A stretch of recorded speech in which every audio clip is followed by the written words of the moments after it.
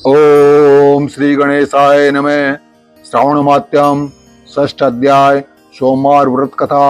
ओम नमः शिवाय। हर हर महादेव। श्रावण मात्यम के षष्ठ अध्याय में आपको हार्दिक स्वागत है। इस अध्याय में भगवान शंकर द्वारा सोमवार व्रत की दिव्य महिमा, उसकी विधि और उसके अद्भुत फल का वर्णन किया गया है।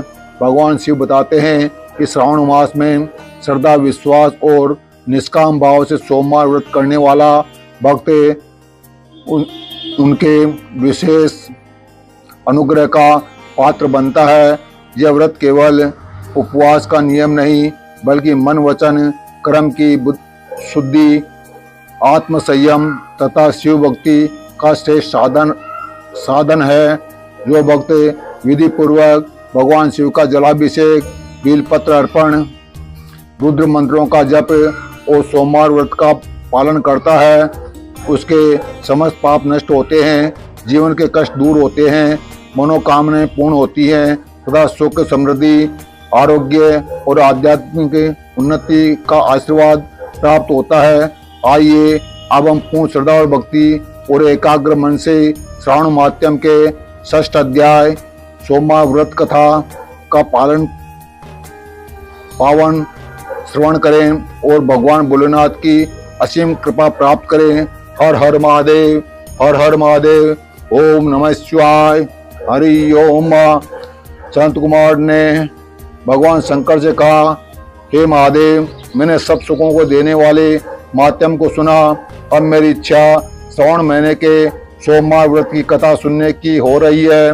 कृपया मेरी जिज्ञासा शांत करें। भगवान शंकर ने ब्रह्मा पुत्र सनत कुमार से कहा, हे सनत कुमार, रवि मेरी आंख है, उसका माध्यम भी श्रेष्ठ है। क्या मैं पार्वती सहित सोम माध्यम का वर्णन कर पाऊंगा?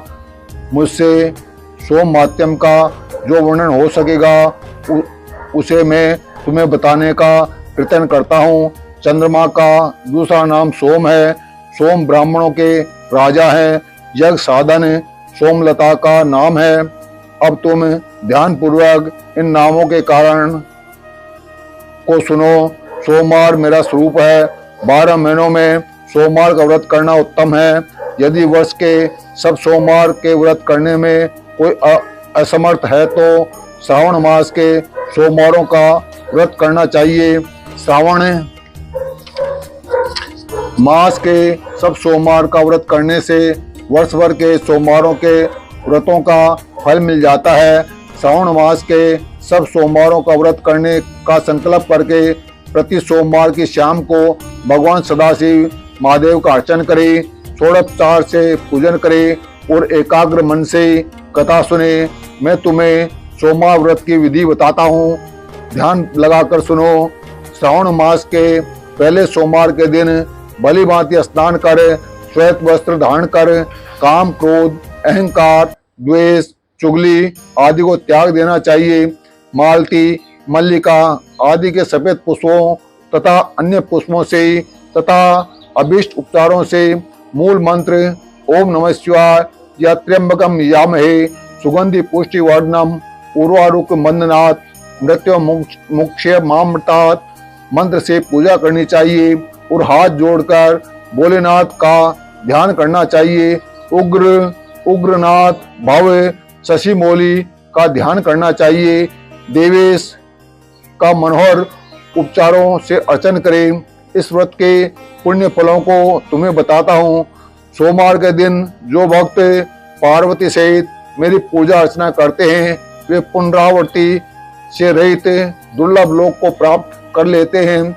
इस महीने के नक्त व्रत के पुण्य को संक्षेप मात्र से कहता हूँ। देव तथा दानवों से 7 जन्म के अभेद पाप नक्त भोजन से नष्ट हो जाते हैं। इस उत्तम व्रत को उपवास रखकर करना चाहिए।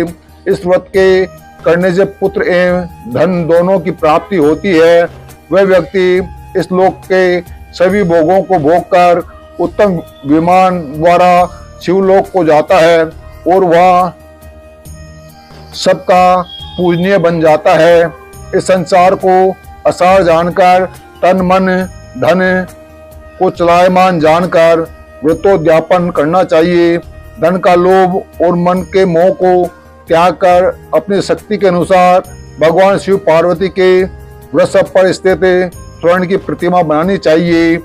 सुंदर लिंग तो भद्र मंडल बनाकर उस पर घट स्थापित कर दे। 2 सफेद वस्त्र से ढके घड़े के ऊपर तांबे या कांसी का पात्र रखकर उसमें स्वर्ण निर्मित शिव पार्वती की प्रतिमा रखे। श्रुति, स्मृति तथा पौराणिक मंत्रों द्वारा शिव जी की पूजा करें। पुष्पों का मंडल बनाकर उसके ऊपर एक रमणीक चंदोवा बांधे। रात्रि जागरण करें। अपने गृह सूत्र विधान द्वारा बुद्धिमान को अग्नि की स्थापना करनी चाहिए।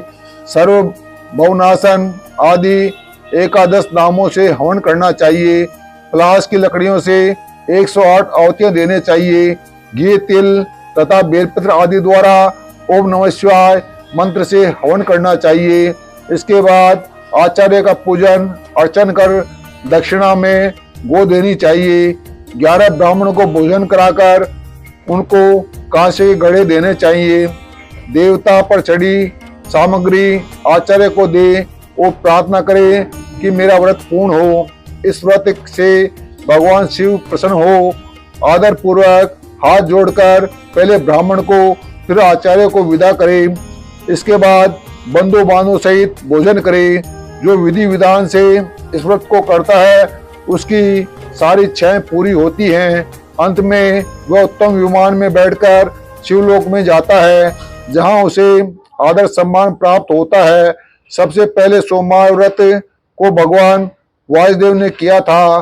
सोमवार व्रत के माध्यम को जो प्राणी सुनेगा वह भी इस व्रत के फल का भागी होगा।